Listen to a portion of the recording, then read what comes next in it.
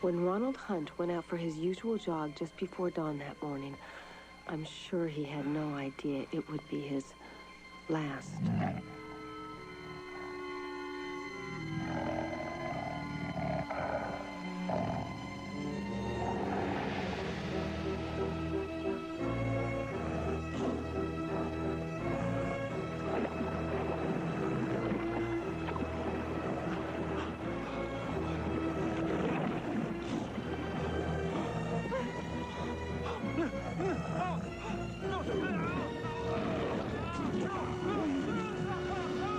Though I'm usually in pediatric surgery, I'd worked trauma center before, but I had never seen anything like this. Patient unresponsive, notify neurosurgeon. Dr. Nelson is on, attention working 12. Multiple lacerations, near amputation of left arm. I'm going to intubate 7.5 tube. What's hanging? Large bore IV in left and right anticube. Lactated ringers up. IV1 has 400 cc count, 2 has 600. Blood pressure is 90/64, falling ventilating fast. patient, 100% Pulse is 132. O2. Technic lost 6 units. RBCs, keep the pressure on there. He's flatlining. Give me the pulse. Clear. Clear. Clear.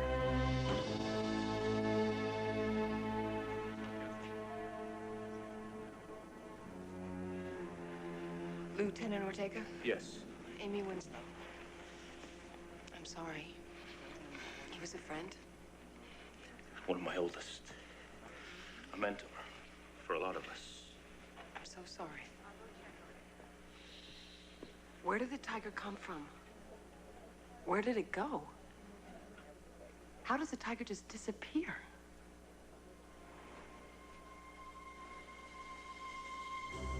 But that was just the first mystery I encountered that amazing week.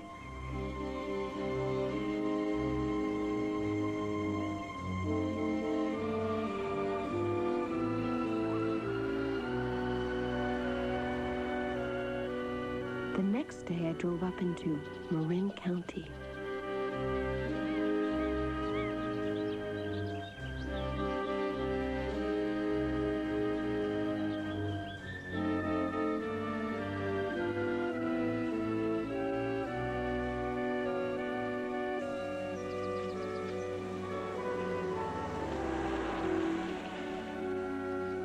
I'd been invited by a woman named Mrs. Hudson. Dr. Winslow, I'm so pleased you could come. Hello. Here you go. Oh. Her husband had been caretaker of this small estate. He'd had a stroke while visiting the city last year. If you hadn't come to his aid, he would have died on the spot. Now, don't you deny it, it's true. Your kindness was a blessing to him, young lady, and it gave me another whole year with him. I was sad to hear of his death. My husband loved this place. He lived here all his life. It was originally bought by an Englishman, a Captain Basil, in 1899. He employed my husband's grandfather as caretaker.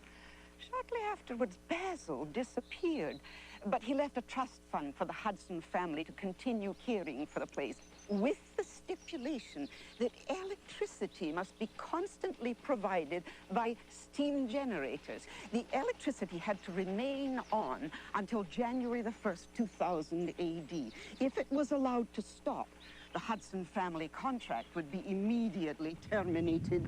Oh, it was quick. Oh, it was a sharp one. What? I lost my parents in the '89 quake there on the Oakland Expressway, and it... So will you continue living here? Oh, I'm afraid old Captain Basil hadn't counted on all the taxes starting up. And then the 29 crash, and finally the big S&L collapse. The house is going to be sold for a quarter of what it's worth. I tried to get in touch with my son, but he's a gadabout, and the sale is this week. And I wanted you to have the chance to buy the place in return for your kindness to my husband. I'd be happy to stay on. Mrs. Hudson, that's a lovely gesture. You'll do it then. I would love to, but I'm barely surviving now. My parents left me a house I can hardly maintain. I've got student loans. I'm afraid it would be impossible for me. I'm as disappointed as you are. Well, let me at least offer you some lunch.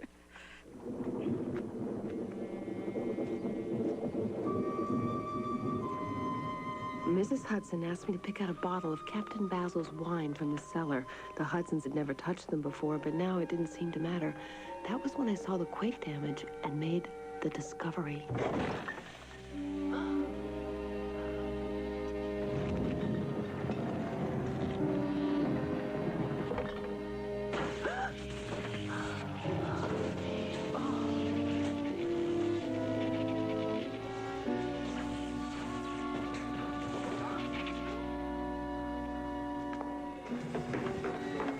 What happened? Some wire shorted out down there. We've got to get the electricity back on. But what's that room behind the wine rack?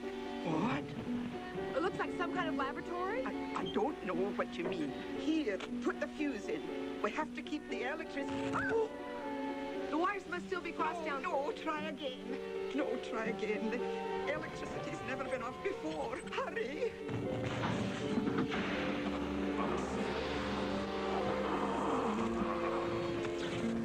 It's no good. I'll go back down and uncross. No, I'll go. Oh, no, it's okay. It's okay. I'm all right. Why don't you just come sit down here so I can take a look at it? Hudson, here we go. Put it up. Come here.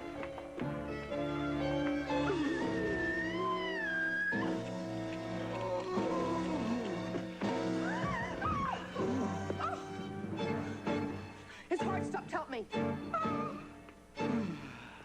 This is... Oh, wonderful.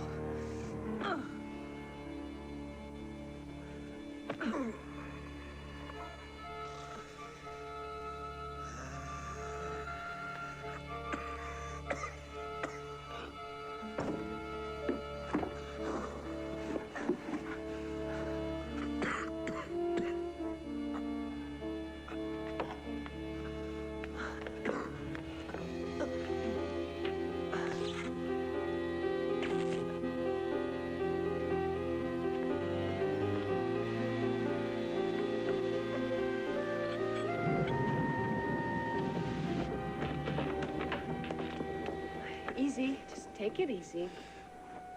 What is the year? It's 1993. 7 years sooner than I'd hoped. But I'll adjust. How long have you been in there? Since 1899. Right. That would make you the world's greatest scientist. The biochemistry was very elementary. I found a drunk almost frozen in the London snow who miraculously survived. And that gave me the idea of lowering my body temperature and using brandy as an antifreeze to keep my blood slowly flowing. I retarded my bodily processes through self-hypnosis. And a mechanical device cooled and cleansed my blood and administered vitamin E as an antitoxin. The key element, however, is a serum derived from the blackfish of the Bering Sea, which every winter are frozen and revived during the spring thaw. What made you so sure this would work? Because it was logical. And I fitted the apparatus with the device to administer a stimulant should the electricity fail before the year 2000. But upon awakening, I still felt weak and injected myself with more. With too much. You went into cardiac arrest. What besides adrenaline did you inject yourself with? A formula of my own devising. I'm sure it's all terribly antiquated by this day and age, but it might prove of some minor historical interest to the doctor for whom you nurse. Why do you think I'm a nurse? The professional way you took my pulse, your knowledge of adrenaline, the way you elevated my feet to ward off shock, and the faint but distinct odor of medicinal alcohol on your clothing. Oh, dear God. It is him. Would you mind telling me who you are? Come, my dear. No need to play games. By the dust on your shoes, I can see that you have been in the laboratory. Therefore, it must have been you who took out the tin box containing my identification. I only went in there to fix the shorted wires. I never saw your box. This is not good. Wait a minute. Wait a minute. First, tell me, you don't think you're Captain Basil, do you? Of course not, my good woman. There is no Captain Basil. I came to America under that name to conceal my true identity. I am, of course, Sherlock Holmes. Get serious. Madam, I have never been more serious in my considerably eventful life. Sherlock Holmes is fictional. A lot of criminals I sent to Newgate prison certainly wish that that were true. Au contraire, my dear. I was and am quite real. My friend, Dr. John Watson, provided notes of my cases, which were rendered into rather over-dramatic narrative by an Irishman, named Conan Doyle. Right. Okay, I'm sure you have some way to prove this. It would be rather foolish not to have, eh? My tin box contains photographs of myself with several notable friends of the day. Dr. Freud, George Bernard Shaw, P.T. Barnum, plus my fingerprint records from Scotland Yard, signed and dated by Inspector Lestrade himself. Also in my tin box was a quantity of jewels of considerable value to help re-establish myself in this new day and age. His stern conviction made him seem almost credible, though I was convinced he was a complete wacko. Eureka! Why exactly did you do all this? I had already solved the mysteries of the 19th century, and after the death of my arch-enemy, that evil Napoleon of crime, Professor James Moriarty, life ceased to hold any fascination for me.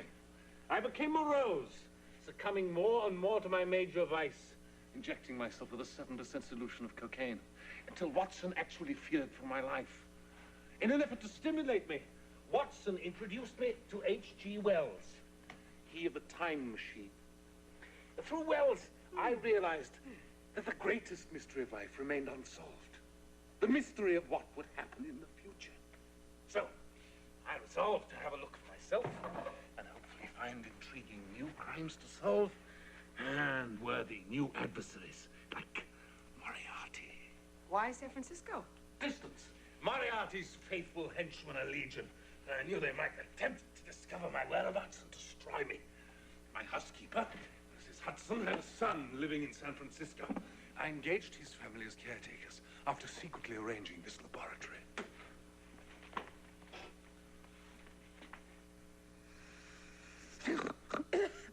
There, my dear. No need to be frightened. I just need some information from you. You saved him. You brought him back to life. Yes, she is an excellent nurse. She's not a nurse. She's a doctor. Really? Well. It seems that I am in your debt. Doctor? Winslow. Amy Winslow. Doctor. Is your husband nearby, madam? No, he died last month. My condolences. Then I will need your careful assistance to illuminate a detail or two. Here is what I have deduced.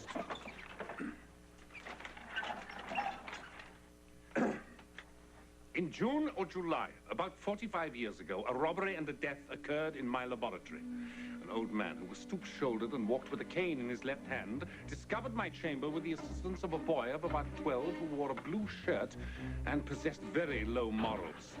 They opened the lid of the chest wherein I lay. Assuming I was dead because I was cold, they ransacked the room until they found the tin box containing my valuables and identification papers. They lit a torch and were about to set the place afire when they were surprised by a man of about 5 feet 10 inches with red hair. Yes, my husband. The old man drew a pistol. Your husband scuffled with it until the old man was clubbed from behind with a wine bottle by a woman of your height. The old man fell, striking his head against the brick abutment near the floor, dying instantly. Yes. During the fracas, the boy bolted, running awkwardly, opening a nasty wound on the back of his right hand. You and your husband saw my corpse, but finding no identification, and never having seen Captain Basil, feared opening a can of worms. So, you left the old man's body where it was for a few days. When no police investigated, you dragged him out and buried him. Then resealed the chamber, breaking up the edges. That's exactly how it happened. Oh, come on. How could you possibly piece all that together after 2 minutes? It is, my dear doctor, what I do. It is my trade. So, the person who stole my papers and valuables would now be a dishonorable man of 55 to 60, with a scar on the back of his right hand and who walks awkwardly. Why dishonorable? Oh, come, because he never returned my papers and valuables or reported the crime. And the ambulatory awkwardness results from his club foot. How did you guess all that after 45 years? I never guess. It's a shocking habit, destructive to the logical faculty. And I would really have some concern about being your patient, doctor. Do you observe nothing? Oh, very well. So that you may understand my methods. You must not only see, but observe. I had carefully swept the floor of the laboratory clean before beginning my long sleep. So, any items on it now must have accumulated since then. Particularly, the dust. You can easily see the undisturbed dust on the scale there. It's of a certain thickness. Now, that thickness represents an accumulation of 90 years. Now, here is a footprint with a subsequent accumulation of dust only half as thick as that undisturbed. Hence, it was made about 45 years ago. The same half-thickness occurs on the books thrown down, confirming the hypothesis. All right, but... In this footprint is a dried peony petal. And in this clime, peonies only blossom in June. This set of footprints was made by a man who shuffled slightly, indicating advancing age. Further evidenced by his use of a cane. You see the cane marks in the dust? But stoop-shouldered? The cane of a stoop-shouldered man will come to rest ahead of his feet because his curved back puts his shoulders and arms forward. The rest is quite obvious even to the most casual observer. That blackened circle on the ceiling there shows that a torch was lighted. Indeed, its remnants can be seen stamped out. These larger footprints indicate the entrance of a man of about 5 feet 10, Mr. Hudson, his height being deduced from the length of his stride. This tuft of red hair indicates that the old man had grabbed Mr. Hudson by the hair, and their struggle is borne out by the intermingled footprints. Getting the idea, Watson? Winslow? Now here is a much smaller footprint, and near it, a hairpin, exactly like the one Mrs. Hudson has in her hair today. And here, a fragment of the wine bottle she broke over the old man's head. Had she been any taller, she would have struck this hanging metal lampshade, which is undented.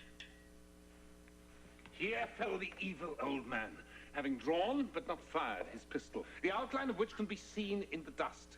The dust also tells us that he made no further movement, therefore dying instantly, until he was dragged away several days later. See the scuff marks? The passage of a few days is indicated by the fact that much blood had time to be absorbed into the porous brick floor. Mrs. Hudson, did he have any identification? No, sir. The edge of the chest wherein I laid has 4 distinct sets of fingerprints. And Mrs. Hudson's comment earlier, it is him, confirmed that she had seen me before. The new brickwork along the seam of the wine rack is clearly of a later construction than the rest of the house. And a careful examination of this exposed nail shows an accumulation of skin, dried blood, and a tiny piece of blue material, indicating that the escaping boy, holding the tin box thus, gouged a serious wound on the back of his right hand. But club-footed? Observe! Look at the boy's footprints. The right one is curved in and under. Your diagnosis, doctor, must be... Deformity. Brava, Winslow, brava. Isn't it rewarding to use the senses the Almighty gave us? Now then, Mrs. Hudson, is there any mail for Captain Basil? Yes.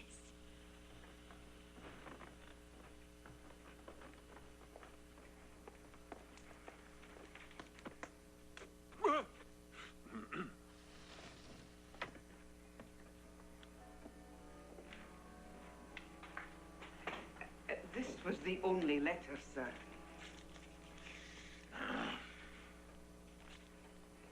It's postmarked London, 1899.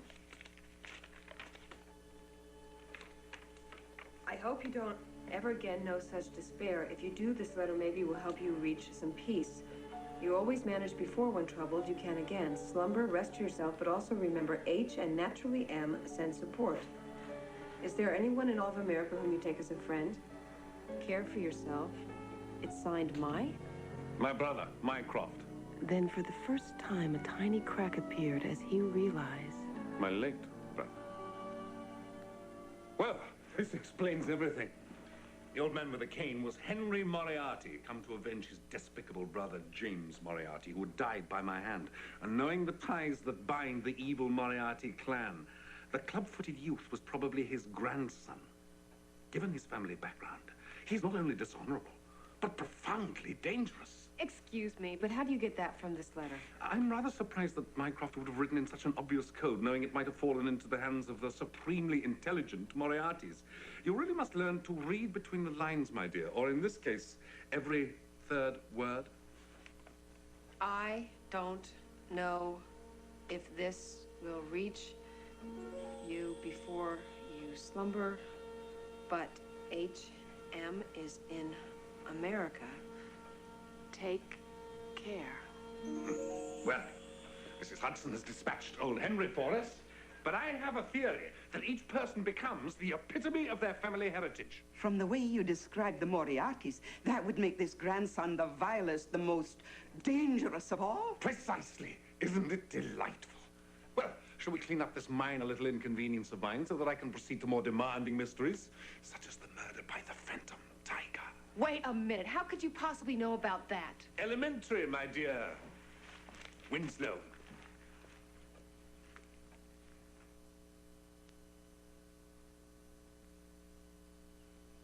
So the financial arrangements I made are essentially gone. According to Mrs. Hudson, completely gone. Your Rip Van Winkle process would be worth a fortune, but your key serum was derived from the blackfish? Correct. Well, they were driven to extinction 30 years ago. How careless. Well, my friend Charles Darwin said we are creatures of adaptation. I shall put his theory to the test.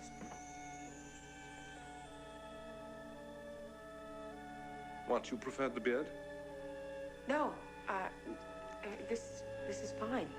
Do you know of a barber in the vicinity? Actually, I don't think Is you this need... the right one, Mr. Holmes? Indeed it is. Thank you, Mrs. Hudson. This will help us bring the blackguard to justice. But even if you could find him, hasn't the statute of limitations run out on the robbery? Retribution, Mrs. Hudson. That's what I'll have, and regain my identification papers. Wouldn't Scotland Yard still have your fingerprints? Quite likely. I must wire them. Kindly direct me to a telegraph. No, I'll be fine. You try walking around after sleeping for nearly 90 years. There is a Chinese proverb which says when you save someone's life, you become responsible for them. I want you to come to the city with me so I can keep an eye on your condition. Thank you, but I prefer to be beholden to no one particularly. A woman. I could see it on his face. I'm afraid you haven't got a choice. In Rivo Fine, sine rumo sum. Right. You water up the creek without a paddle.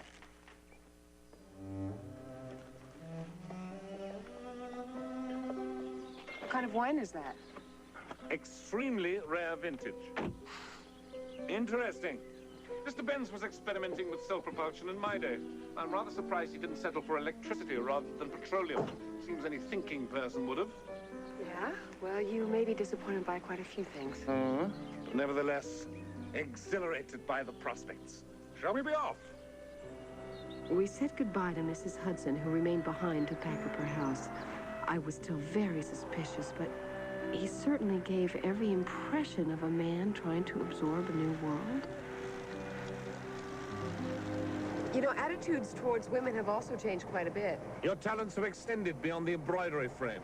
I wasn't going quite fast enough to push him out of the car. You've come a long way, baby. Yes. You know, you'll really have to develop a less patronizing attitude. It must be very difficult to have left your brother behind. Were there any other loved ones? No. No, love is an emotion I studiously avoid. It tends to bias the logical mind. Of course, I regret the loss of Mycroft and good old Watson. They are carefully filed in memory for future reference. Don't you feel the loss? No. The world is a tragedy to those who feel, but a comedy to those who think. And I prefer to think most specifically about crime. Why? Because it represents the darkest side of human nature. Exactly. So why dwell on it? I mean, I know it's out there, but I don't like to think about Your it. head is in the sand, my dear. Evil, unless checked, begets more and greater evil.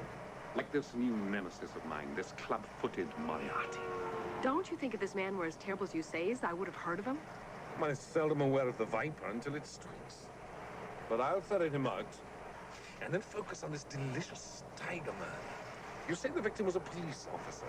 Retired and renowned for years. He headed the police academy. Lieutenant Ortega told me. Lieutenant Ortega is? One of Hunt's star graduates. They had a father-son relationship. He was grief-stricken at the hospital. I'll need more data. I can't make bricks without clay. Well, you're about to run into a mountain of data.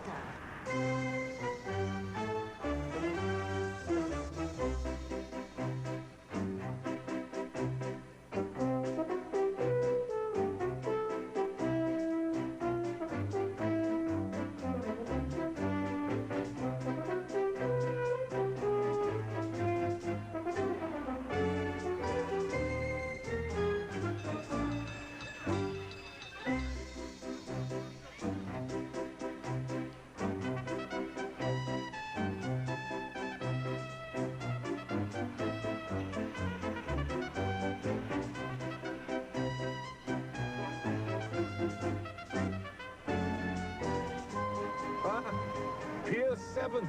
I took a last walk here before beginning my long sleep.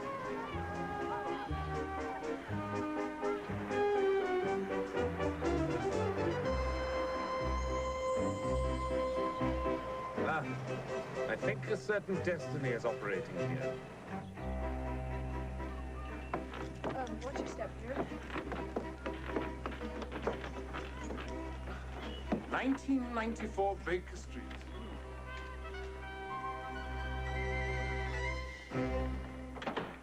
Hello, Lucy.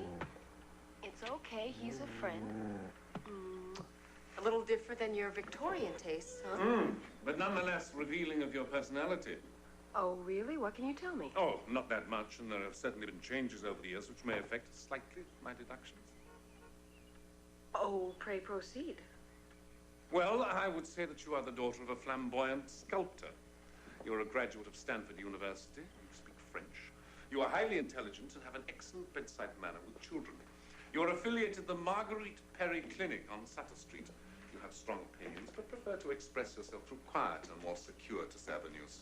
Despite unusual scientific experimentation, you are not totally consumed by medicine. You are attempting to write a work of historical fiction, but are much frustrated in your efforts and are thus far unpublished. You enjoy wagering on sports, and despite your conservative appearance, harbor a deep romanticism and a desire for adventure in spite of the injury it has brought you. You are intrigued by the bizarre and apparently find humor in the male sexual organ. On holidays, you prefer exotic tropical locales, such as Panama, if I'm not much mistaken. You prefer to inhale your cocaine rather than injecting it, as I do. You were recently abandoned by your husband, who was a painter. His departure occasioned an outburst of childish anger from you. However, you are taking positive action to begin a new life without him. You are sentimental. You had a gray, short-haired female cat named Twinkie, recently deceased. That's enough, damn it! Just who the hell are you? Why are you and Mrs. Hudson doing this whole number? Is this some sort of outrageous practical... Oh, it's Max, isn't it? He put you up to this. He loves this whole performance art junk. Where did he dig you up? At the improv? God, how could I have been so stupid as to fall for this whole asleep for 90 years routine? That bastard, Max! Why on earth would you make such an unfounded supposition? Why? Why?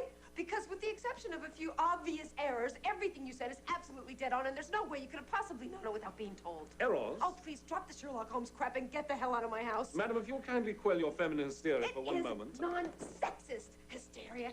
Get out. I assure you, everything I've deduced is perfectly obvious to the trained, observant eye. I'll take your trained, observant eye and stick it up your nose.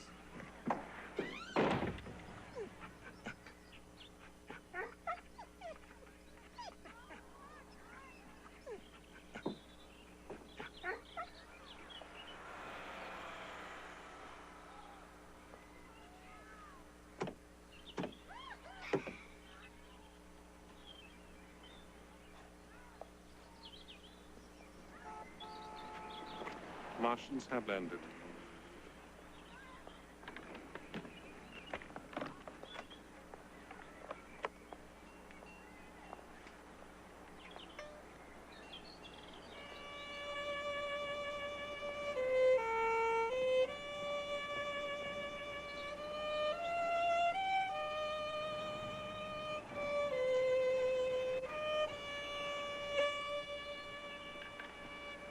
Bizet. One of my favorites. Knock it off, Lucy. He's a fake. Hello, Max. You're damn right I'll leave a message for you. How dare you drag that sweet old Mrs. Hudson into such a warped, low-life, nasty trick?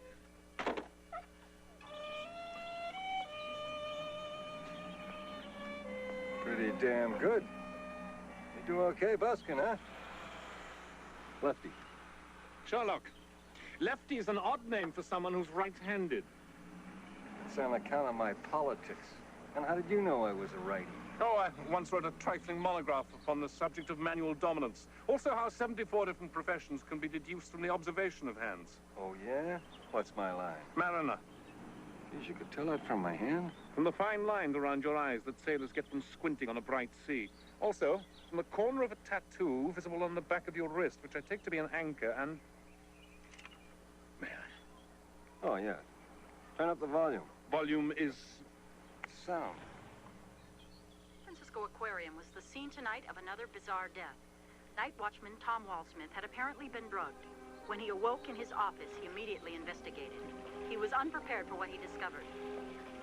In one tank, thickly clouded by blood, was the body of a woman. She had been nearly chewed to pieces because the tank contained a vicious, voracious breed of fish called piranha. Piranha? The victim was Leslie Browder. She was a criminology professor at San Francisco State. Many of us on the force had been her students. Lieutenant Ortega, this is the second extremely unconventional murder in 2 days. Does it have any connection to Ronald Hunt being killed by that tiger? It's too early to tell. Both victims were related to the police. Both were brutally killed by animals. Other than that, there's no connection. Oh, come, Lieutenant Ortega. There are at least 2 more connections. And so blatantly obvious. It's right there in front of you. What? The city really does have need of my services. You some kind of cop? No. Merely a student of crime. Tell me, did you ever know an evil, club-footed man?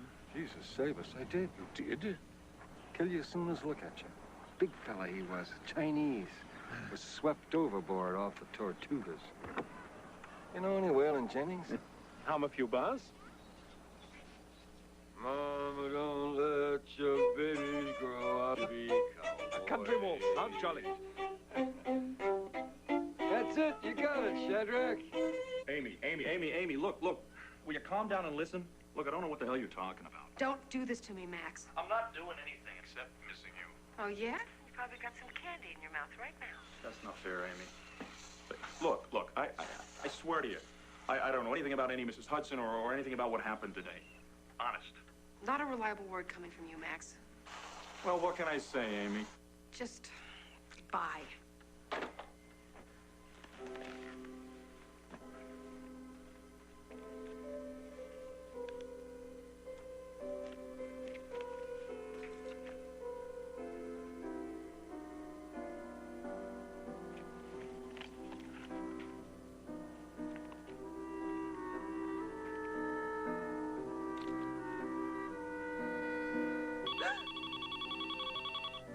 Hello? Dr. Winslow? Yes? I'm sorry to bother you, but I haven't been able to stop thinking about poor Mr. Holmes. Is he all right?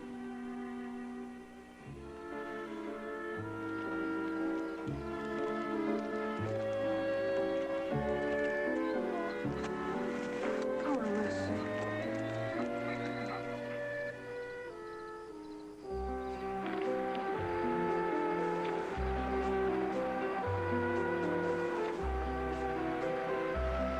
Okay, Shadrach, the heat's passed. Make yourself at home. I've got a suite across the park. Ah, the fashionable side. Bon voyage.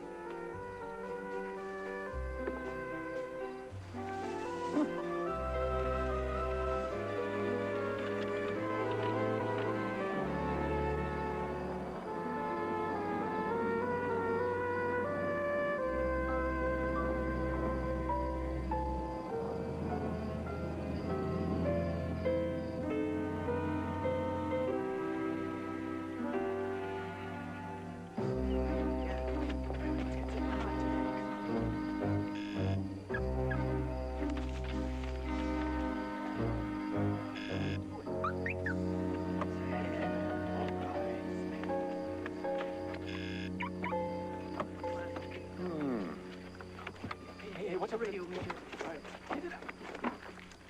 All right, man, cool. A blowpunk, Zap, are we getting or what? Yeah, but we're not taking us all the Pavone's guys, all right? Come on, Zap. You know they'll cut us the best deal. That's bull, man. They stiffed us last time. And old man Pavone had him do the hit and run on Billy. Look, you don't know that for sure, okay? Yeah, I do. It was Pavone who called the hit and Billy was blood. Look, man, let's just do the car. Nah, man, that radio ain't worth it. Come on. Yeah, but check out the case of booze. I beg your pardon. I can see from your profession you might have contact with the man I'm looking for. Who the hell are you, mister? Holmes. Sherlock Holmes. Hey, and I'm Debbie Boone. Pleased to meet you. Get the hell out of here, okay? He'll be about 55. Rather an arch criminal. And walk with a pronounced limp. Hey, why don't you just take off, man? Before you walk with a pronounced limp. It's very important you tell me what you know. You don't know nothing, okay? Now get your fancy ass out of here. Did you hear me? You deaf? I said get out of here.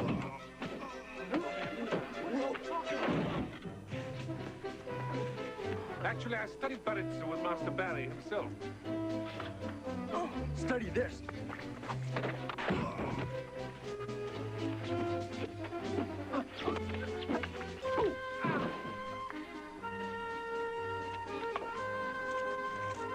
Have you no leader? What are you talking, man? Mano! A mano.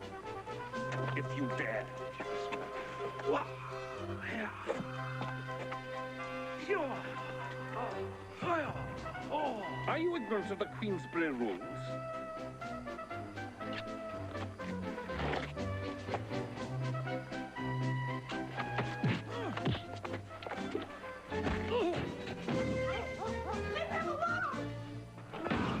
Hey, man. Let's go.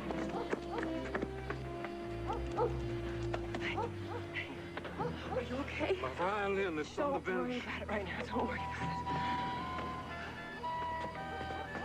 Zapper, come on, man. Let's go. Let's go. Welcome to San Francisco, Sherlock.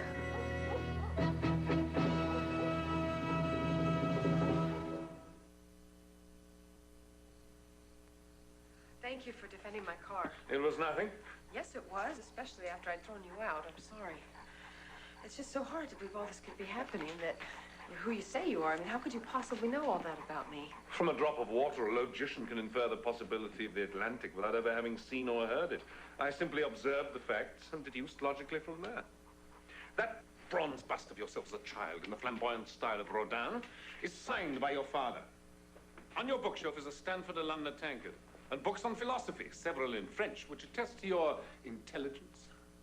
These objets d'art, fashioned by young hands, some signed, thanks Dr. W, indicate children's fondness for you. This parking pass amid your mail shows your affiliation with the Marguerite Perry Clinic and its location.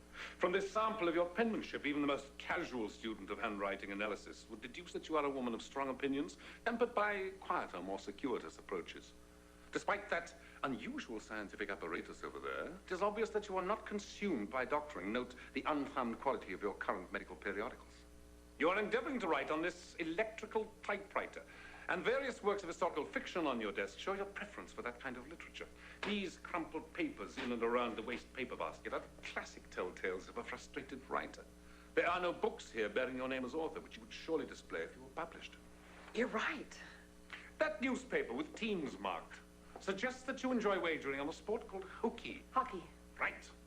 You're decidedly more conservative in appearance than others I've glimpsed, but these travel magazines lying around, which are well-thumbed, indicate that you harbor a deep romantic desire for adventure, borne out by your motorbicycle outside, a most adventurous mode of transportation, and dangerous, judging by the scratches on the right-hand side and the way you favor your right leg.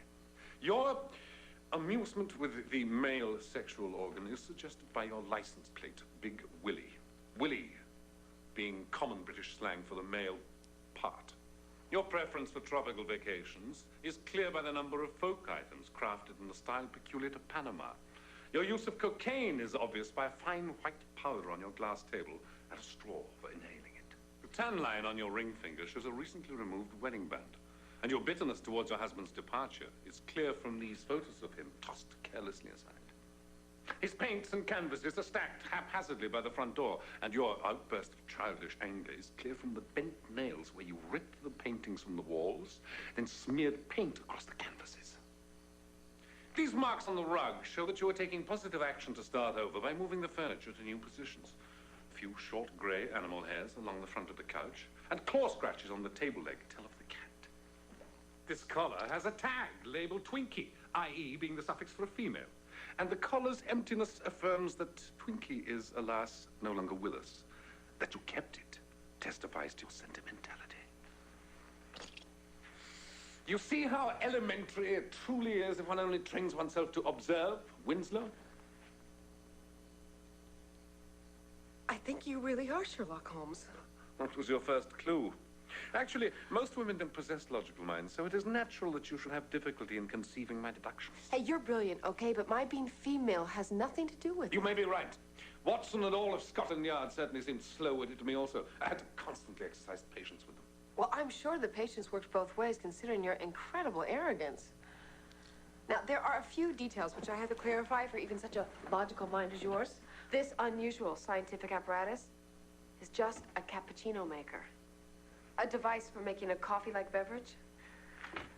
My license plate, Big Willie, is actually the name of a wacko guy from my hippie days. Big Willie was always so confused, I started using his name to mean confusion. If someone is Big Willie, it means they don't understand. Like you didn't. Get it? Yes, I am no longer Big Willie. Well, not about that, anyway. Panama, yes. Tourist, no. Red Cross doctor in the '89 crisis took this bullet in my right leg. A woman in a military skirmish? Times have changed, Mr. Holmes. Ah, but only a romantic would have kept it. I am trying to write, but that is a computer, which allows me to record, store, cross-reference, and alter the work, as well as access other resource material via telephone. I saw he felt an immediate kinship between my PC and his own computer-like mind. My cocaine is actually an artificial sweetener for iced tea, which I drink with a straw. In your day, the casual use of narcotics was slightly more acceptable. Today, it's a criminal offense, though just as debilitating. Not a wedding band, just a friendship ring. I only lived with Max, and I dumped him when I caught him playing doctor with a candy striper. And finally, those smears on the canvases are Max's style of painting, not from my tantrum, which I admit I did have. Thank you. Most educational. Now, if you've no objections, I'll continue my schooling. I'm most anxious to get in touch with the 1990s, clear up this little problem with my club-footed nemesis, and turn my focus to helping Lieutenant Ortega solve these two strange murders involving a tiger. 2 murders involving a tiger? But I thought just one. Don't let me intrude. It's menu-driven. User-friendly. You'll figure it out. Just don't erase anything. And there's a guest room down the hallway. And please, smoke on the porch.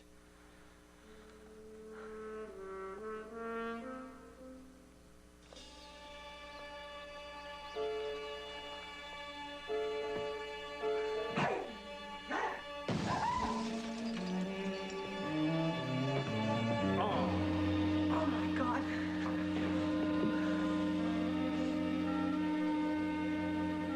Tomato sauce? Oh, yes, to mix with my eggs. I was just heating the tin in that little... Microwave oven. I got it. Oh, what? Oh, yes. What is this? That's my Persian slipper. I keep my tobacco in the toe. Smells like you've been smoking the Persian socks outside, please. What? Difficult to imagine you ever having a large posterior. Your hippie days? Not that kind of hippies. Flower children, peace, love, drugs. Drugs? I saw some illustrations of flower children last night on your computer. An entire encyclopedia in there. Not as much information on crime as I might have hoped for, which is my only real interest. But I was impressed by the high price of illegal cocaine. Millions. And I was delighted by the way that I could communicate with other computers. The one at the hospital told me that all your patients are doing well. That is private information, Mr. However, I was unable to access the City Hall or police computers to gain more information on the Tiger murders, or to search birth records for Moriarty's. Well, you would need access codes. Or a good pair of legs. Is City Hall still what it used to be? His pulse was still as irregular as his character, so I decided to go with him. I gave him some of Max's clothes to wear, and we searched the microfilm records trying to get a lead on Moriarty's lineage. It wasn't easy, but I was impressed with his tenacity and astonishing ability to cross-reference data in his head. The first Moriarty descendant we found was a photographer. Holmes was remarkably cool-headed, considering this was his first exposure to exposure. The photographer gave us no lead to a Moriarty with a deformed foot and a scar on his right hand, so we tried another Moriarty, a roadie for a rock group called the Walking Dead. No info, but Holmes got his first stick of gum. A newspaper in a bookstore caught his eye, though he was still having trouble with automatic doors. He noticed something else as well.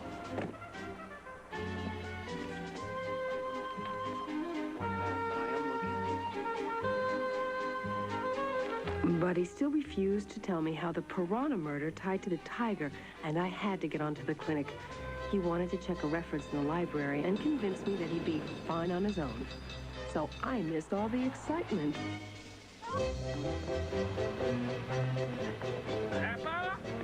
Hey.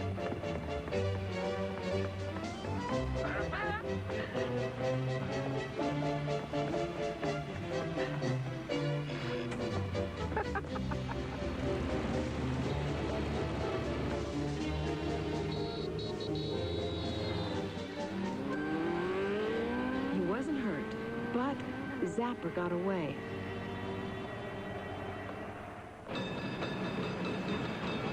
Holmes finally did have some luck, and in a most unexpected place.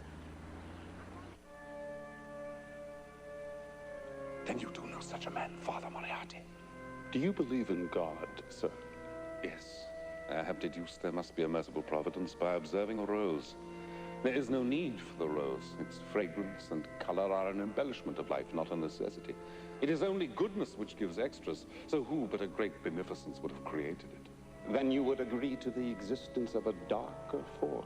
I am certain of it. Such a force has dominated my family for over a century. I chose the cloth in an effort to fight it. I wish I could have been more successful. Perhaps I can help you to be.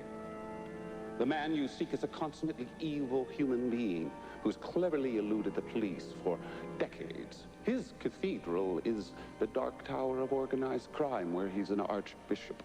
I'm ashamed to say that he's my cousin. His name is James Moriarty Booth. He felt a visit to police headquarters was finally in order. So you got some info on Jimmy the Gimp, huh? Well, that's great, Mr. Holmes. Oliver W. Oh, well, listen, Detective Griffin can use all the help he can get to bring down old Booth. Say, you been to the new building before? Well, it's totally state-of-the-art. A whole wing for forensics and pathology. This is the best SID in the country. Scientific Investigation Division. These guys are aces. Holmes was intrigued by the department's capabilities, but a vague, uneasy feeling was beginning to gnaw inside him. Hang here a sec.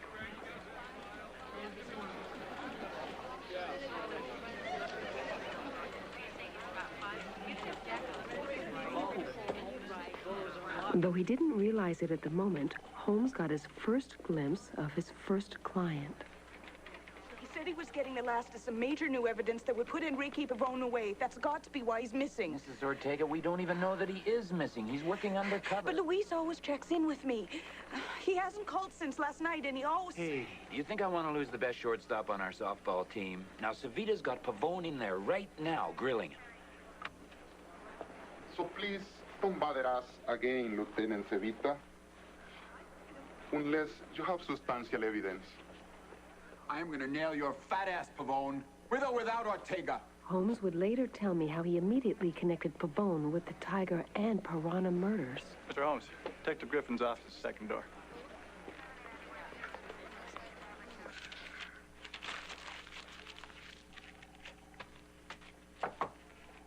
Yo, Holmes, how's it going? Detective Griffin? They tell me your name is Oliver, but I could sure use your brother Sherlock around here. Yes. Particularly in the case of James Moriarty Booth. Oh, yeah, right. Wasn't Moriarty Sherlock's big, bad boogeyman? You know, I quit reading all those stories because Sherlock was such an unbelievable character. Oh, how so? Well, hell, man. No dude could really walk into a room and scope out all that crap Holmes could in 10 seconds. You really don't believe that someone like myself could walk into your office and immediately tell that 12 years ago you left Detroit, where you were very much in the public eye, but not well liked. That your father still operates a plumbing business there and has a female secretary with a fondness for cocoa. That you worked your way up from the streets, are very meticulous in your habits, but are stubborn and vain about your age. That you are a crack shot and sight your pistol with your left eye, though you happen to be right-handed. That within the last hour you were in room 304 down the hall. That you enjoy helping short people. Had pasta for lunch, which is perhaps why your nickname is Noodles, though your favorite fruit would appear to be watermelon. Hey, hold on, man, before I get pissed. You drink on duty? No, man, I mean as in riled, angry. Where the hell are you pulling this crap from? I can see your big willy. What? Allow me to explain. The front page of the Detroit Free Press, framed on the wall there, gives your departure date and the public's attitude. Your nameplate indicates that you are a junior. And this letter has the return address of a Detroit plumbing firm with the same name. Therefore, I deduce that the correspondent is your father. His secretary spilled a bit of cocoa on the envelope before sealing it. You see where the flap hides it? And a touch of her lipstick on the envelope attests to her gender. Your military bearing, well-polished shoes, and your earthy style of speech attest to a time spent pounding a beat. The general tidiness of this office indicates a very meticulous working nature. When I entered, you were holding a paper at arm's length, stubbornly denying the spectacles you obviously need and which are there on your desk within easy reach. Your marksmanship is indicated by that trophy over there. And when you tossed the wad of trash, you used your right hand but aimed with your left eye. There's a wet paint sign on the door of room 304 down the hall, and the color matches a still damp fleck of paint on your right elbow. Your helpfulness to short people is clear from that commendation on the wall. A tiny piece of pasta clings to your tie. And the cup, of which I can see a portion in front of you, has your nickname printed on it. A ceramic slice of watermelon atop your bookcase. And why don't they like me in Detroit? Ah, the newspaper headline. Griffin leaving, lost to no town. That's Motown, Jack. You got it exactly backwards. They loved me there. That commendation, that's from my Little League team. That's baseball, in case you hadn't heard. Not some midget civic group. And nobody calls me Noodles. That's what I ate for lunch. And as for the watermelon, that's a joke. What the hell time zone are you from anyway? That gnawing in Holmes' stomach was becoming a knot. Now, they said you had something for me on Jimmy the Gimp booth. Ah, yes. Well, actually, I was hoping for some information about him from you, too. I was robbed by him. He stole some very important identification papers and about £1 million in precious stones. When? About 45 years ago. 45 years ago? Yes. I'm aware that the statute of limitations has expired, but if you can just give me some information, I'm sure I can be of assistance in capturing him. Hey, man, check this out. Booth has robbed, cheated, hustled, whored, raped, killed, all over this city for 30 years, and always manages to keep his hands clean enough to avoid prosecution, just like Pavon. Whatever racket one of them doesn't operate, the other does. His flunkies are afraid to testify because they're afraid of getting killed. Now, I have personally been after Mr. Booth for over 12 years, and the only assistance I need is something airtight in the way of evidence. Now, you got any? Not yet, but you may be interested in my thoughts on the Tiger and Piranha murders. Gee, no. I'm telling you, it's incredible. What? Yeah, that tiger was weird enough, and then the aquarium. But this new one, man. Well, what? That hot assistant DA, Jacob Weiss, Ortega's pal, he comes out of his house, gets into a souped-up VW Bug. Somebody's rigged his seatbelt so it won't unlock, but he don't know that. Now, he's backing his car out of the driveway. A car blocks it. And then the cement truck dumps its load right through his sunroof. But it ain't cement. It's beetles. They chewed him up. Here it comes now.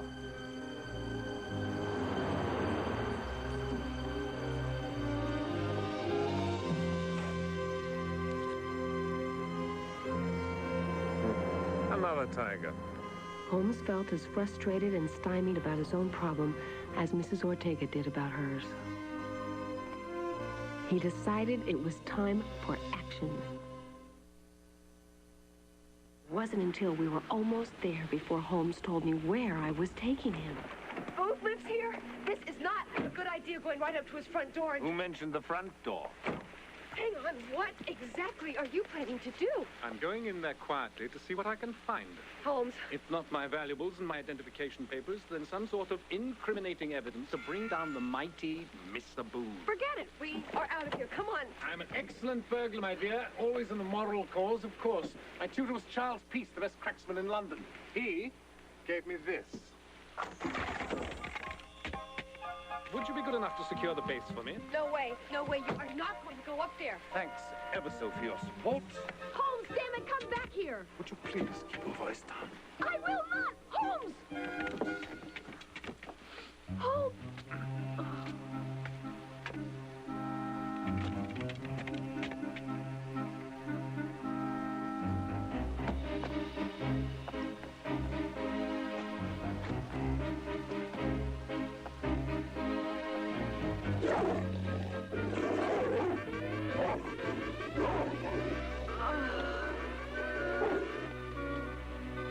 Did you tell him who I am?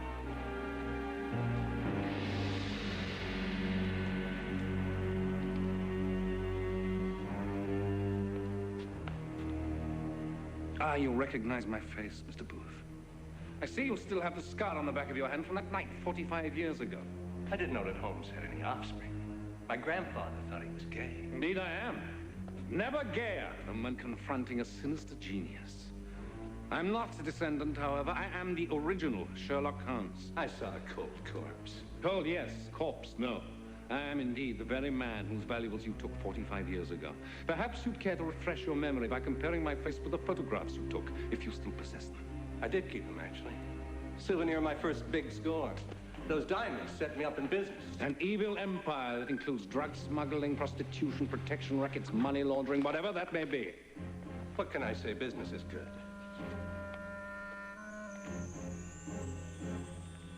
And I guess I have you to thank for it all. But how the hell can you be alive? A little chemistry and a lot of determination to bring a scoundrel like you to justice. Mr. Holmes, within these walls, I'll admit certain things to you, but I run a very careful business. The cops have been after me for years. But Sherlock Holmes wasn't on the case till now. And may not be for long. Excuse me, I am so sorry to bother you, but my name is Dr. Amy Winslow. I'm from the Perry Clinic, and one of our psychiatric patients got away from us this evening. I'm afraid I saw him climbing over the back wall into your estate. My grandfather, Henry, had this real obsession about finding you. It took him over 40 years. Told me how you killed his brother James. That's who I'm named for. And you were carrying on the family tradition. I really liked my grandpa, Henry. Not enough to report his death or reclaim his body. Wasn't important. What was important was the education he gave me, and part of that was the Moriarty sense of vengeance.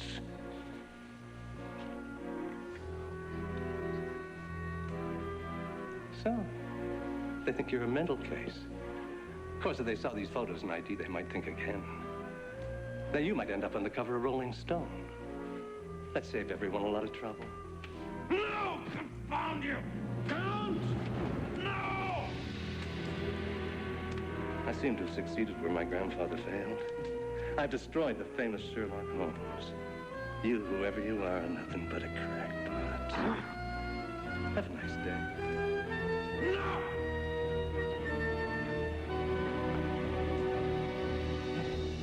At home, there was more bad news.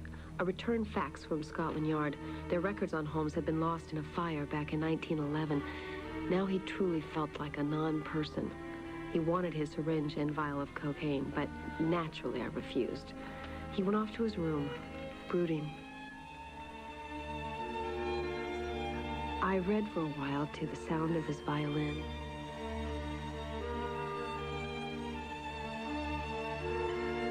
I fell asleep, awakening about 2 a.m. to discover he was gone.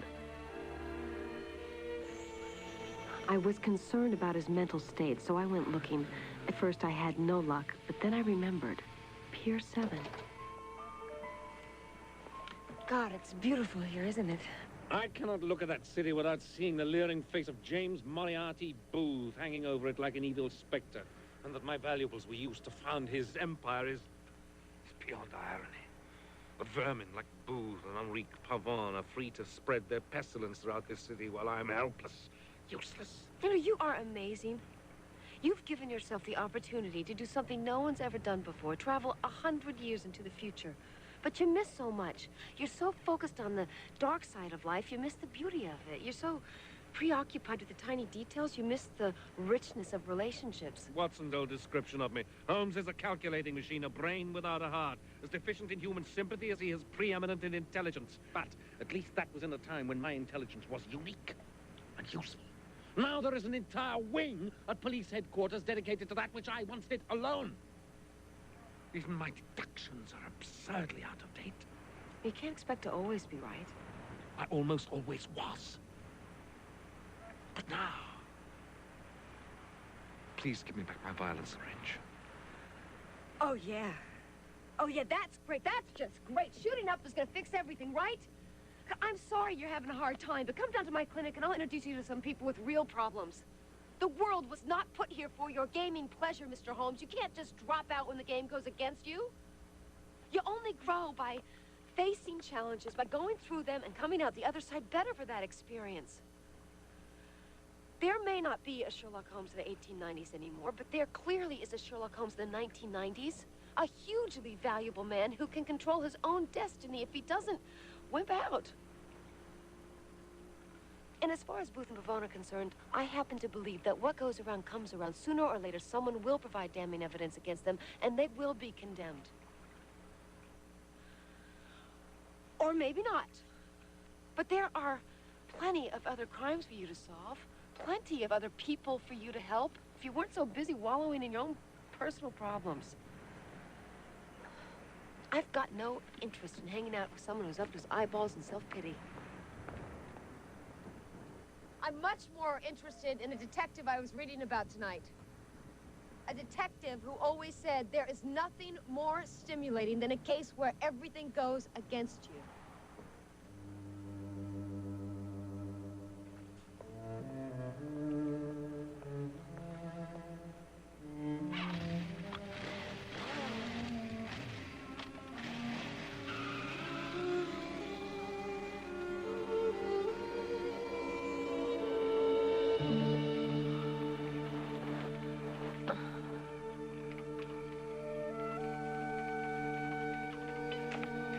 What are you doing? Taking a suggestion. Working on behalf of my first 20th century clients, Lieutenant and Mrs. Ortega.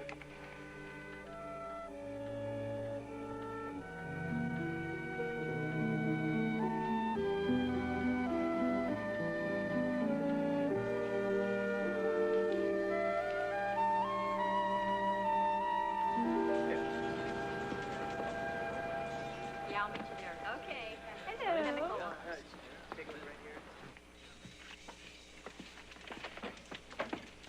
Good morning, Zappa. Hey, you better watch it, dude. I got 50 megabytes of brothers with me. I don't think so. You're alone. All I gotta do is yell. Not in a library. Bad form, old boy. How'd you know I'd be here? I saw you yesterday with a Dewey Decimal book, and the pavements in front of the library were wet, but your shoes were dry. So you were obviously en route to return the book, as you did today. I also know a few other things about you. You are an electronics wizard with handmade devices you use for breaking into automobiles and changing traffic lights. Your father is a petty thief in Folsom Prison. Your mother is doing the best she can, working in a bakery. You have been arrested 7 times. The first when you were 11 years old for stealing a box of electrical components. And your real name is Julius Castaneda. So what, you a cop? No. But I got into their computer and read your rap sheet. Rap sheet? Right. I also heard you say you bear a grudge against Henrique Pavone. Yeah, so? How would you like to get even? This is like dive bombing the Death Star, man. You know, Pavone, he don't mess around. He killed one guy with a steamroller. I like see fatal error flashing. Julius, we have a chance here. Julius, we have a chance here to bring down Pavone for good. Pavone? What are we doing at Booth's house? That's one Barracuda too many, all right? I believe there is a connection. No, they rivals big time, man. The only connection they got is they both cut your heart out and eat it raw. I'll see you later. Julius, we'll also be saving the life of a good man named Luis Ortega. Do you want Bold and Pavone to keep going so they can destroy more people like Ortega? Like your friend, Billy? All right, let's do this. Let's rock and roll, man. Let's do it.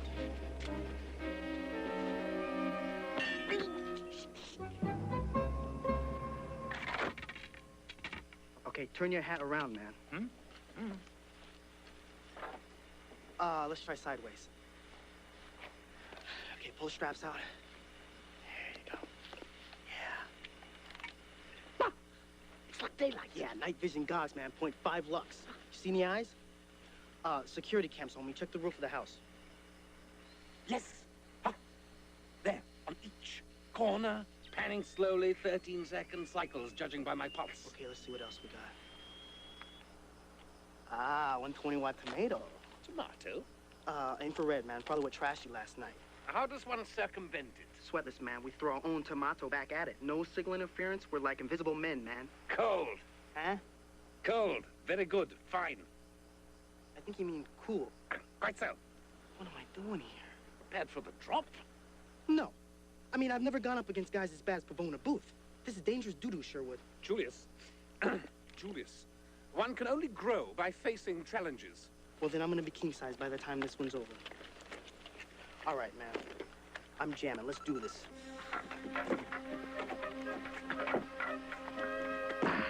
What about the dog? Kiss my ultrasonics. Excellent. Now. Stay low, stay low.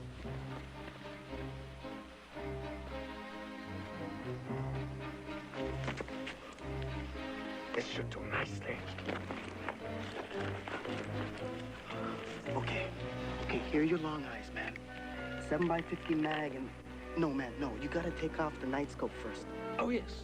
Of course. How's that earplug feel? What? I said, how does it feel? Oh, it's quite comfortable, thank you. No one there yet. Okay. When they come, you'll be able to see and hear them, all right? How did you get so interested in these devices? Streets are dead end, man. Unless you develop a real skill. Now, have you ever considered turning your skill towards something more rewarding than petty theft? They waited nearly an hour before Holmes finally had some luck. Yes. The motion camera. Rolling. Well, the sound will be on there. Yeah, whatever you hear. I'm listening for bad guys.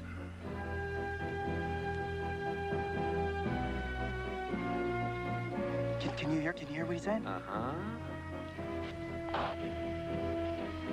South perimeter report in, please.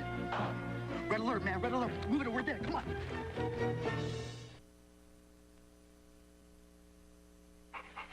That's right, Lucy. The least he owes me is a taste of his special wine. Show me where I put the corkscrew.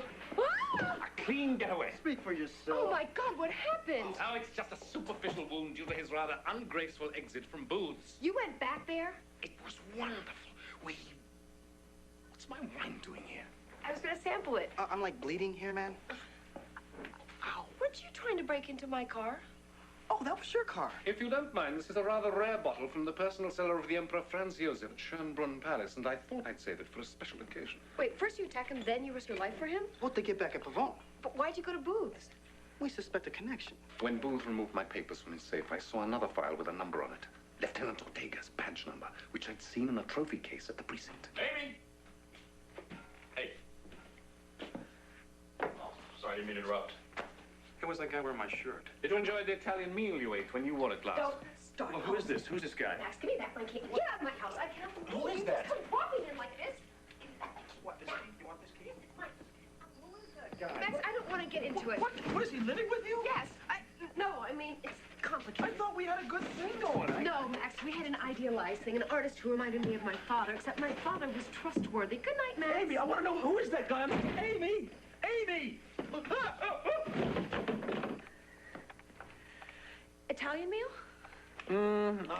Just a tomato sauce on the sleeve with a fleck of oregano and basil and the unmistakable scent of garlic. His dinner date was a woman with curly red hair who wore too much makeup and has the fondness for whipped cream. Spare me. Will you give me some idea as to what's going on? Until I'm in possession of all the facts, I prefer not to dive... Very well. A beetle? And what do you observe? Well, extremely long mandibles. Yes, which clearly identify it as Cincin dedeli. See? Commonly called tiger beetle? Yes. The third murder linked to tigers. Third, but the piranha... Also known as tricky fish, or... Not tigerfish. Just so. Now, yesterday, I saw Pavone wearing a certain ring. A semi-precious quartz with a luminescent vertical band known as Tiger's Eye. So, I ran a global search connecting Tiger and Pavone using... Police files? But how did you do... Detective Griffin was kind enough to enter his access code in my presence, and, Antonio Pavone? Henri Pavone's younger brother. He was a wrestler in Colombia known as... El Tigre. All right. Tony the Tiger. Okay, but I'm still Big Willie. How does Lieutenant Ortega fit into this? All three victims were Lieutenant Ortega's close friends or mentors. And why were they killed? Because Tony the Tiger was killed in a drug arrest. By Lieutenant Ortega. Check it out. So Pavone is killing Ortega's closest friends for vengeance? It would appear so. But where's Ortega? Is he dead too? Not yet, but we have only until 2:30 p.m. tomorrow to find him. Oh, that's what you heard at Booth. Part of it. How does Booth know? It's... All in good time, Winslow. Right now, we must get to... The police, yes. No. No. Detective Griffin wouldn't appreciate my efforts yet. We must visit Mrs. Ortega. We can't do that, Holmes. It's 11:30. Yes. Lieutenant Louis Ortega will be facing certain brutal death in just 15 hours. Losing Ronald Hunt was a terrible blow to Luis. And then Mrs. Browder killed by those fish. Now Jacob Weiss by those terrible beetles. So your husband was in the midst of gathering his last major evidence against Pavon? Yes. Luis said he finally had enough to bring Pavone down. A huge step towards clearing the drug traffic out of this city. Luis had been after Pavone forever. He almost caught him in a drug raid 2 weeks ago. Where Antonio Pavone was killed. Yes. And then Luis heard rumors of a huge heroin shipment coming. Said this would finish Pavone. Do you know where Luis is? Not yet. But I have information that no harm can befall Luis before 2:30 tomorrow. Do you happen to know from where your husband was abducted? No, he was working on a stakeout. Somewhere on the south side. Might I see the last clothes he wore? Certainly.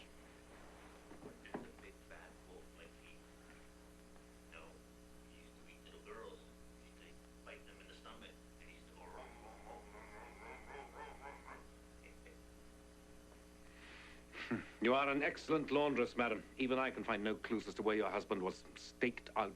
Why don't you ask the department? Or Bernie, Savita. I think he'd been alternating on the stakeout. He's Luis's partner sometimes. He's one of his closest friends. Closest friends? Lieutenant Savita. Hello? I'm not happy.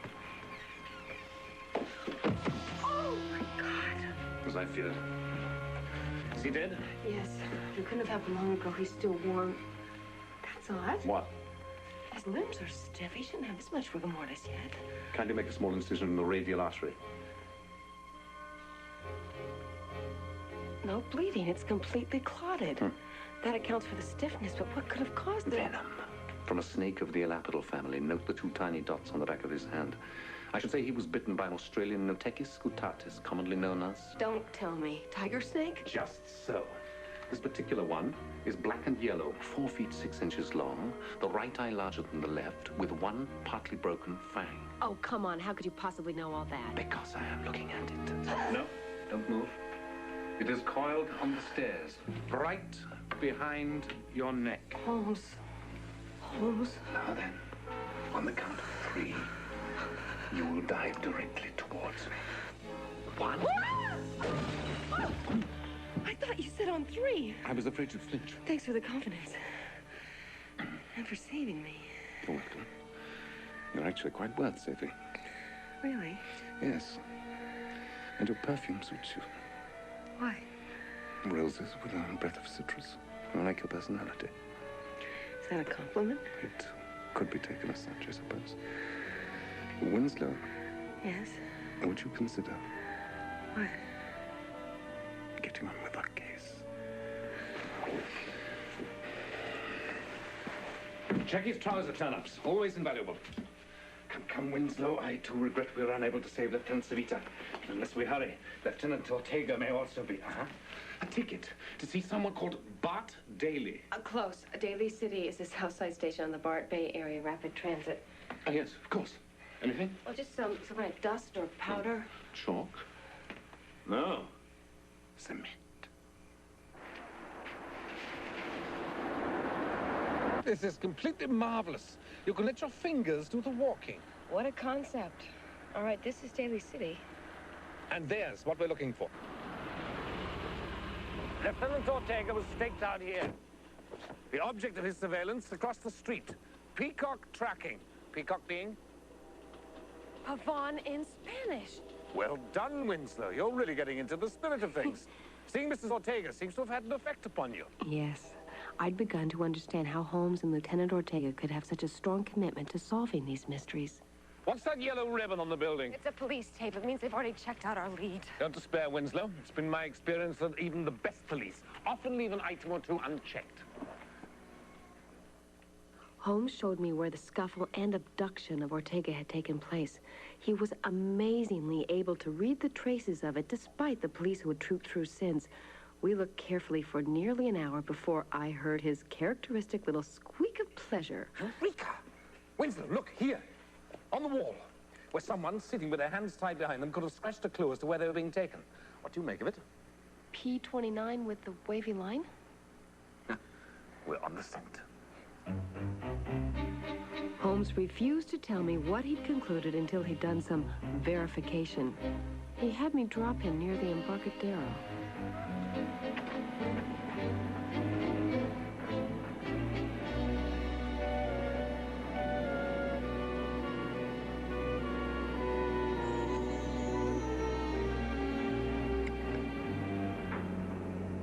By the next morning, I was getting nervous. It was 9 o'clock, and I couldn't stop thinking about what Lieutenant Ortega would be facing in a few more hours.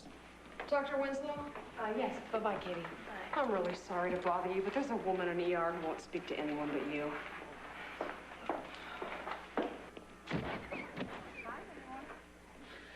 In there, please. Thank you, Doctor.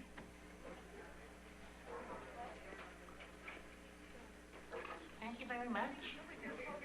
What the hell are you doing? Oh, Kurt! How on earth did you recognize me? Your shoes. I thought I'd sluttened them up rather well. Not rather well enough. I also observed the configuration of the saber scar on your left cheek and... Oh, my God, I've been hanging out with you too much. Why are you dressed in this ridiculous... Did you find Lieutenant Ortega? Yes! He has yet to be rescued, however. I want you to meet me in a restaurant on Washington Square called La Fenetra to witness the successful completion of our case. What? Wait a minute. And be there promptly at 1:30. And it is imperative you bring your motor bicycle. I have a very busy morning, so adieu.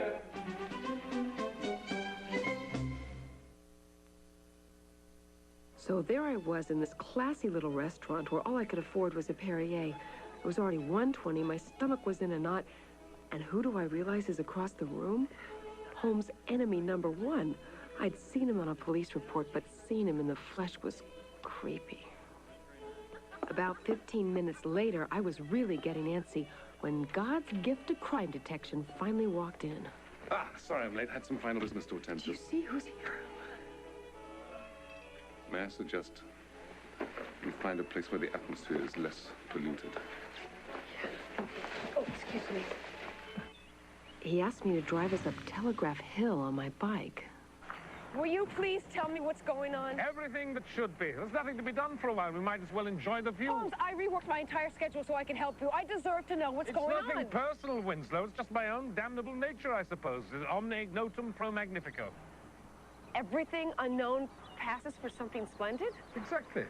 The magician gets no credit once he's explained his trick. I think I've always feared if I reveal too much my method of working, people will come to the conclusion that I'm actually very ordinary after all. However, you do deserve to know that I am somewhat impressed by you. Don't patronize me, okay? Just... One test of a true detective is penetrating a disguise, as you did with mine. Watson never managed it. Listen, Mr. Holmes... And a true friend is someone who helps you when you're depressed. You're a whetstone for my mind, Winslow. You stimulated me out of my doldrum and put me back in contact with my mistress. Your what? Who is she? Women have seldom been an attraction to me, Winslow. My brain has always governed my heart. My work is my mistress. Casework, not cocaine, is my real drug. There is nothing more stimulating than a case where everything goes against you. Yes, but what about this case? Lieutenant Ortega will be... It would appear so. Oh, this city has changed in 90 years. This tower wasn't here when last I stood on the hilltop. You are completely amazing. It is 2:20, a man's life is hanging in the balance, and you're up here admiring the view. When one has done all one can, it is wise to calm the mind by quiet contemplation. A tenet of the Buddhism of Ceylon. It's not Ceylon anymore, it's Sri Lanka. Even the names of countries have changed. Winslow, please accept my apologies for the inconveniences I've caused you. I realize that I'm a rather difficult person to share rooms with, and I promise to vacate your premises as soon as possible. Perhaps by way of recompense, I could offer you a few insights into the Victorian novel I see you're writing. Look, you can stay as long as you need to, all right? Right now, I would really appreciate it if you would just tell me what... Ah! What? Come quickly! I was really beginning to worry that these violent mood swings of his might indicate a truly unbalanced mind. Start the motor bicycle. Quickly, down the hill at once. Where are we going? The Embarcadero, Pier 29. That's what P29 meant? Yes, I suspected the wavy line was a universal symbol for water, hence my logical deduction. Hurry, Watson! Winslow! The game's afoot. There's not a moment to lose. You saw Ortega last night? Yes, he's being held in a warehouse on the pier, where at 2:30 he'll be handed over in person to Pavone by James Moriarty Booth. What, Booth has Ortega? Of course. But the Tiger murders. Devilishly sinister. An elegant motif, is it not? I recognize it at once as coming from the aesthetically twisted mind of a Moriarty. Pavone's style is far more brutish. He kills with steamrollers. So Booth committed the Tiger murders in honor of Pavone's brother Tony? Yes, to avenge Tony's death and cause grief to Louis Ortega. And now Booth is going to hand over Ortega himself so that, what, Pavone can kill Luis personally and complete the vengeance? Yes. Careful now. But why is Booth, who's Pavone's biggest rival, doing this for Pavone? Why would Booth do anyone a favor? To get something in return, what? More, Winslow. Always more. You've told the police all this, right? Holmes. What? Oh, go that way.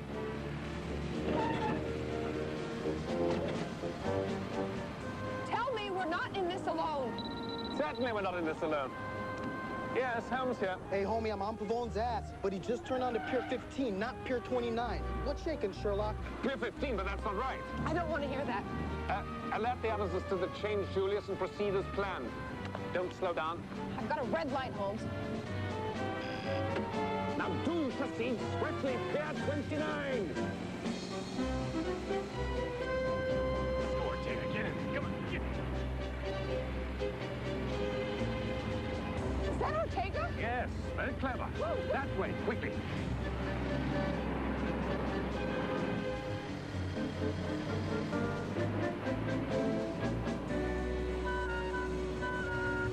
Pier 15, Winslow. I'll ring you up. What? Holmes! Holmes!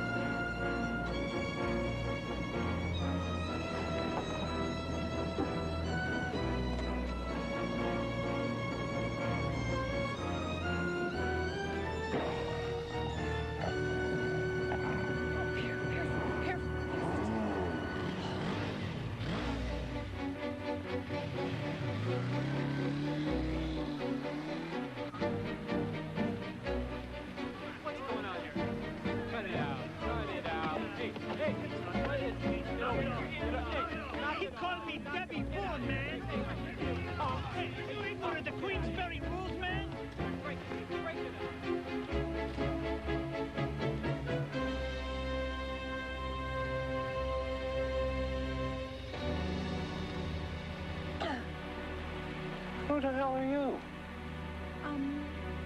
Nobody. I'm just out for a little ride.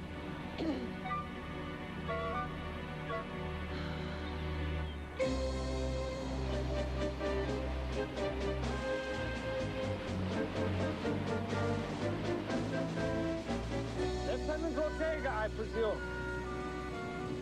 Hello. Yes, I've come to rescue you. Now, take this and do exactly as I tell you. I think there's been a mistake, gentlemen. I am really sorry to have bothered you, so I'll just...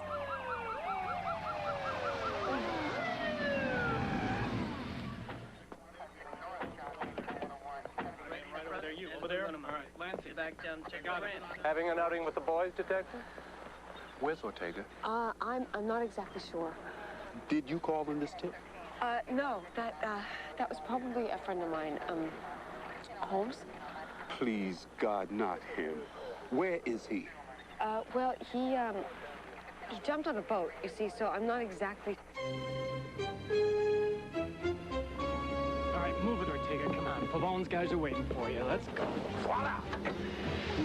No! No! No! Ah! No, no. Hey, no, hey, oh, hey, ah! Yes! Help! Hey, man, don't leave me, man! Where you going?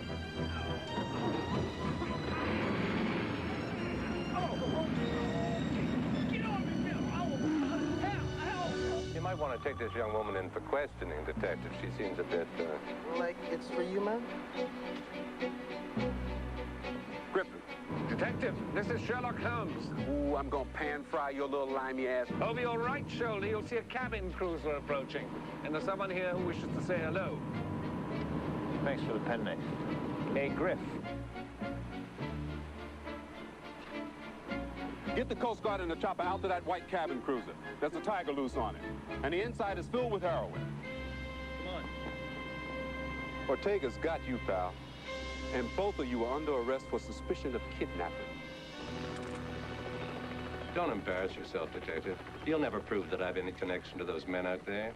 After all these years, you should know better. He's right, Holmes. Without any hard evidence, Booth will squirm out of this one, too. Detective, did you impound Mr. Booth's car as I instructed? Yes, so what? Perhaps we might find something incriminating within it. I'm afraid not, Mr.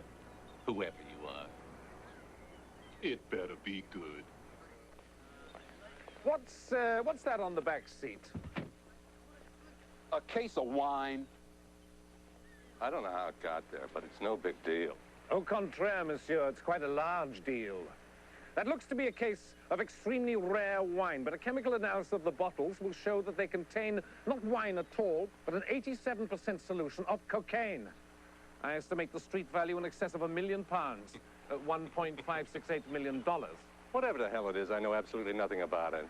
I never saw those bottles before. I believe a careful search for Mr. Booth's fingerprints may perhaps prove otherwise. Well, we'll check it out. And this will also prove useful in securing a conspiracy to commit murder conviction. My associate and I recorded a rather damning conversation with Mr. Booth's, detailing his engineering of the Tiger murders and this exchange of Lieutenant Ortega and the Tiger, which was to eat him in return for that boatload of heroin and a massive new criminal partnership with Pavone. Working together, they plan to bring San Francisco to its knees. My gift to you, America's first Holmes video. All right, Booth. You have the right to remain silent. Get somebody in here to read this Slimer's rights. Totally cold, Holmesy.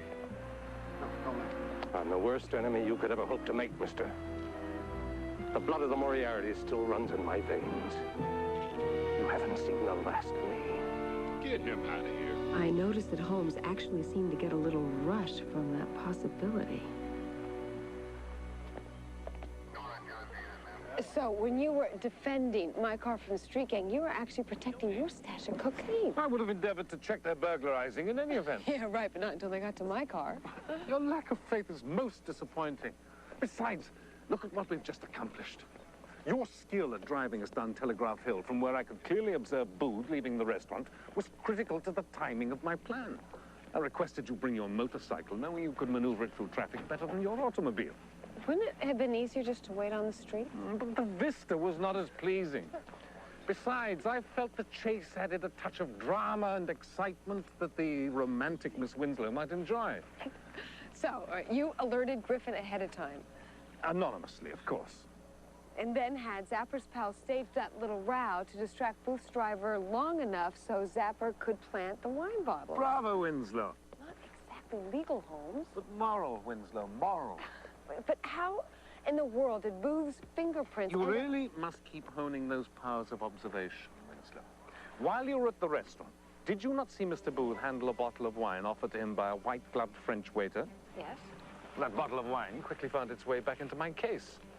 I knew, of course, that Booth would be dining there by observing his desk calendar during my first encounter with him. Amazing. So you paid the waiter to offer him the bottle of wine? Oh, Winslow. I was the waiter.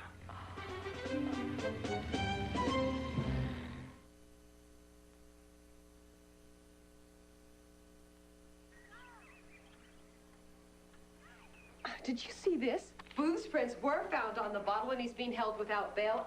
And a man calling himself Sherlock Holmes was pivotal in finally bringing the underworld chieftains within reach of the law. I don't understand. What? This video recording device. I thought I'd arranged to make a transcription of America's Most Wanted. Instead, I got something called Soul Train. So, Holmes, what's your plan? A return trip to England? In time, perhaps. For now, I'm quite content being a consulting detective right here in San Francisco. Oh, good morning, Dr. Winslow. Bless your heart. Thank you very much for inviting me to move in here with you. Right up this way, boys. Well, you do have that unused artist's loft. Where else were she and my belongings to go? Holmes. I mean, you did invite me to stay temporarily. Yes, I did, but I... Sorry. You wouldn't turn her out to sleep with Lefty, would you? Who's Lefty? Yo, like ding dong. Yo, Holmes boy. Hey, man, busting Pavone and Booth was like cold and all, but why didn't you tell us we had our hands on $1 million worth of snow? Oh, didn't I? Don't be dissing us, man. Julius, I would never dream of dissing you. You and your chums will share in the reward money when it arrives. I have no intention of rubbing you off. Ripping. Right. I also plan to offer you gainful employment as my new Baker Street irregulars. Say what? I foresee many future investigations where your street sense and skills will prove invaluable, and on the right side of the law, usually. In addition, I've arranged for you, Julius, to have an apprenticeship with a security firm. I imagine they'll find your particular skills rather enlightening. Excuse me, Mr. Holmes, but someone has come calling.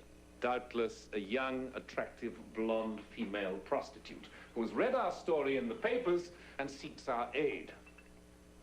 You are staring, Winslow. Are you Big Willie? How did you know that? Because I observed the young woman eyeing our house from across the street. She was clutching the newspaper in her white ankle boots, extremely short white dress with red fringe and piping, revealing so much leg and cleavage to leave no doubt as to her profession. Let's go check her out. She's no hooker, Holmes. You just described a cheerleader for the 49ers. What?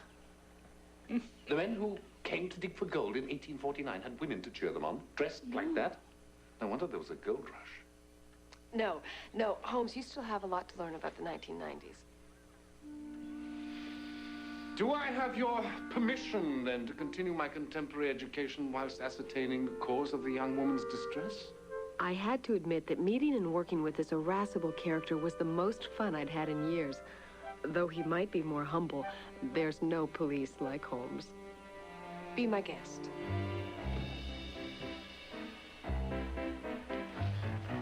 Show the young lady up, if you please, Mrs. Hudson.